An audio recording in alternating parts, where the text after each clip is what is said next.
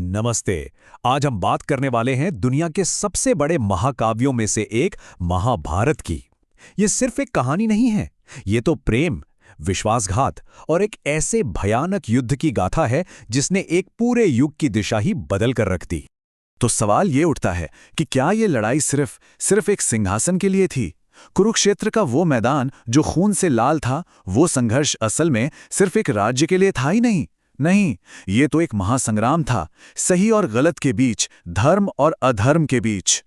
तो चलिए शुरू करते हैं।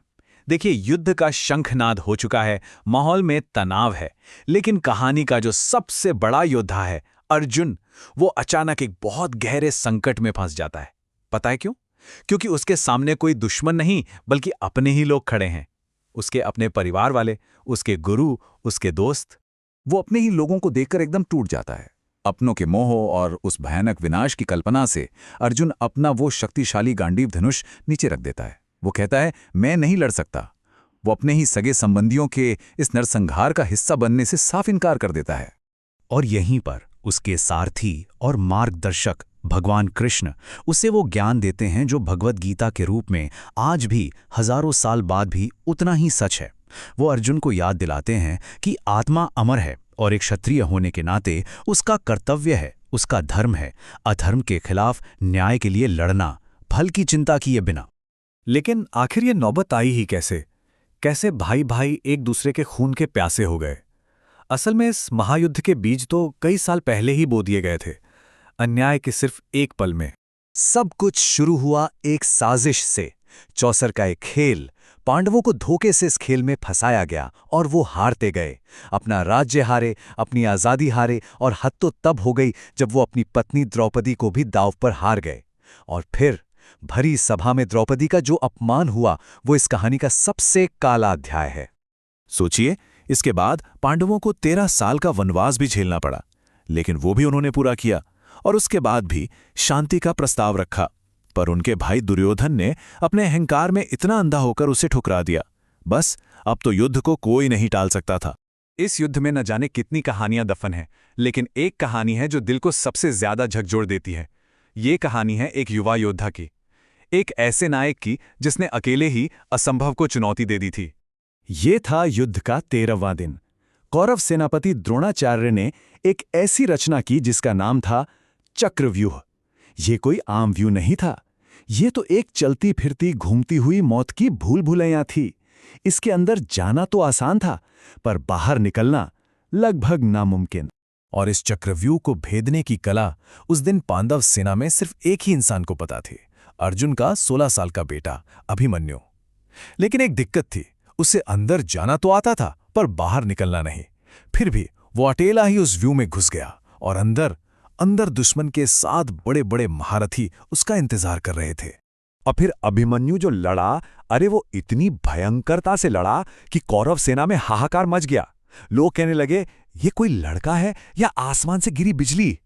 वो एक योद्धा नहीं लग रहा था, वो तो प्रकृति की एक ताकत लग रहा था, जिसने अपने हुनर और हिम्मत से सबको हैरान कर दिया। लेकिन अकेला योद्धा आखिर कब तक टिकता? जब वो उसे हरा नहीं पाए, तो उन सब महारथियों ने मिलकर युद्ध के सारे नियम तोड़कर अधर्म से उसका वध कर दिया। पर मरते मरते भी उसके आखिरी शब्द अपने कर्तव्य और पिता के सम्मान के लिए थे। अभिमन्यु की मौत युद्ध का वो टर्निंग पॉइंट थी, जहां से धर्म और नियम की बातें खत्म हो गई और सिर्फ क्रूरता बची। और अभिमन्यु की मौत के बाद युद्ध और भी ज्यादा भीषण हो गया। अब ये अपने अंत की ओर बढ़ रहा था। अब वक्त आ गया था उन पुरानी रंजिशों के हिसाब का, उन प्रतिज्ञाओं के पूरे होने का, जिनकी वजह से ये सब शुरू हुआ था। कहानी के 2 सबसे अहम किरदार, कर्ण और दुर्योधन, दोनों का अंत बिल्कुल वैसा ही हुआ जैसे उनके कर्म थे। कर्ण, जिसकी उदारता ही उसकी कमजोरी बनी, और दुर्योधन, जो अपने अहंकार और अधर्म में अंधा था। दोनों का अंत उनकी सबसे बड़ी गलतियों से ही जुड़ा था। और वो प्रतिज्ञा याद है? चौसर के खेल के बाद भीम ने एक प्रतिज्ञा ली थी।